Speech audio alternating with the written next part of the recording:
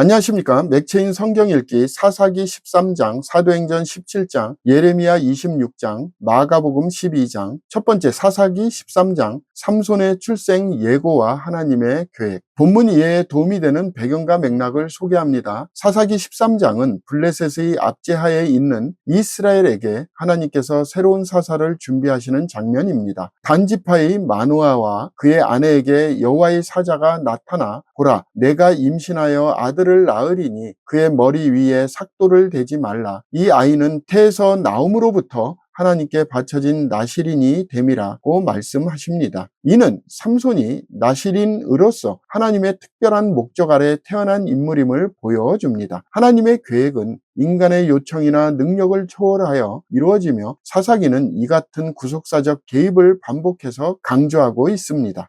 본문의 중요 구절을 소개합니다. 사사기 13장 4절 5절. 그러므로 너는 삼가 포도주와 독주를 마시지 말며 어떤 부정한 것도 먹지 말지니라. 보라, 내가 임신하여 아들을 낳으리니 그의 머리 위에 삭도를 대지 말라. 이 아이는 태에서 나옴으로부터 하나님께 바쳐진 나실인이 됨이라. 그가 블레셋 사람의 손에서 이스라엘을 구원하기 시작하리라 하시니. 본문을 적용하는 데 도움이 되는 가이드라인입니다. 오늘날 우리는 하나님의 부르심과 계획이 때로는 우리의 준비나 인식 이전부터 시작되고 있음을 믿어야 합니다. 하나님의 일은 사람의 조건이나 환경을 초월하여 진행되며 우리 각자도 그분의 뜻 안에 부르심을 받은 존재입니다. 우리의 삶은 우연이 아닌 하나님의 섭리 가운데 있다는 사실이 매일의 삶의 소망과 목적을 부여합니다. 두 번째, 사도행전 17장 아덴에서의 복음 변증. 본문 이해에 도움이 되는 배경과 맥락을 소개합니다. 바울은 데살로니가와 베레아에서 복음을 전한 후 아덴으로 이동하여 철학자들과의 대화를 통해 복음을 변증합니다. 바울은 아레오바고에서 알지 못하고 위하는 그것을 내가 너희에게 알게 하리라며 그들이 알지 못하는 참 하나님을 전합니다. 창조주 하나님, 회개의 필요성, 부활의 확실성을 중심으로 한 그의 설교는 철학적 세계관과 복음의 본질을 연결하는 탁월한 예입니다. 이는 복음이 문화와 지성의 영역 속에서도 능히 전달될 수 있음을 보여줍니다.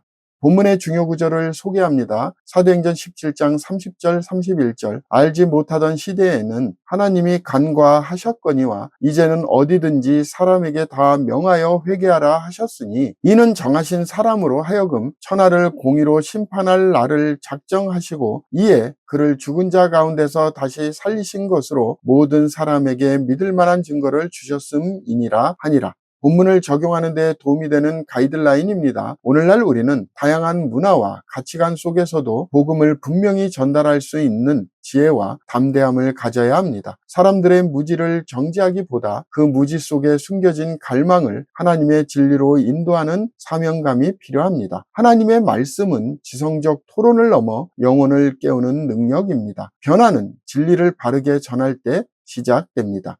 세 번째, 예레미야 26장, 예언자에 대한 박해와 하나님의 뜻. 본문 이해에 도움이 되는 배경과 맥락을 소개합니다. 예레미야는 성전뜰에서 유다의 멸망을 경고하는 말씀을 선포하며 너희 길과 행위를 고치고 너희 하나님 여호와의 목소리를 청종하라. 그리하면 여호와께서 너희에게 선언하신 재앙에 대하여 뜻을 돌이키시리라고 외칩니다. 그러나 이 말씀은 백성들에게 격렬한 반발을 일으키고 예레미야는 죽음의 위협을 받게 됩니다.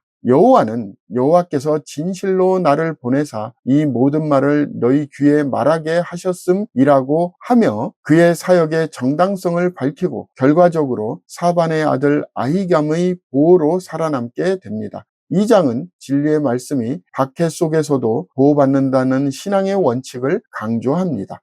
본문의 중요 구절을 소개합니다. 예레미야 26장 13절. 그런즉 너희는 너희 길과 행위를 고치고 너희 하나님 여호와의 목소리를 청종하라. 그리하면 여호와께서 너희에게 선언하신 재앙에 대하여 뜻을 돌이키시리라. 본문을 적용하는 데 도움이 되는 가이드라인입니다. 오늘날 우리는 하나님의 말씀을 선포할 때 사람들의 반응이 반드시 긍정적이지 않는다는 사실을 기억해야 합니다. 그러나 진리는 외면당해도 변하지 않으며 하나님의 뜻에 충실한 자는 결국 보호받습니다. 말씀에 대한 담대한 선포와 회개의 외침은 여전히 필요합니다. 우리가 서 있는 자리에서 하나님의 대변인으로 살아가야 합니다.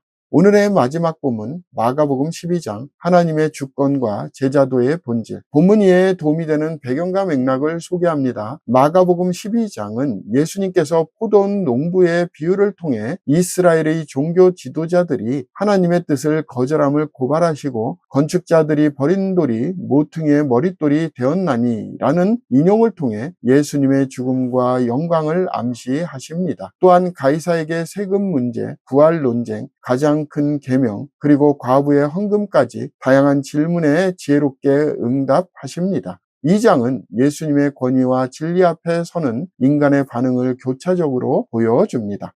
본문의 중요 구절을 소개합니다. 마가복음 12장 30절 31절 내 마음을 다하고 목숨을 다하고 뜻을 다하고 힘을 다하여 주 너희 하나님을 사랑하라 하신 것이요 둘째는 이것이니 내 이웃을 내 자신과 같이 사랑하라 하신 것이라 이보다 더 큰 계명이 없느니라. 본문을 적용하는 데 도움이 되는 가이드라인입니다. 오늘날 우리는 신앙생활의 핵심이 하나님과 이웃을 향한 사랑이라는 사실을 늘 되새겨야 합니다. 단순한 규범이나 외형적 행위가 아니라 중심의 헌신이 하나님의 기준입니다. 참된 제자도는 권위 앞에 겸손히 서고 작은 자를 귀히 여기는 삶에서 드러납니다. 하나님의 나라는 사랑 안에서 가장 분명히 나타납니다. 감사합니다.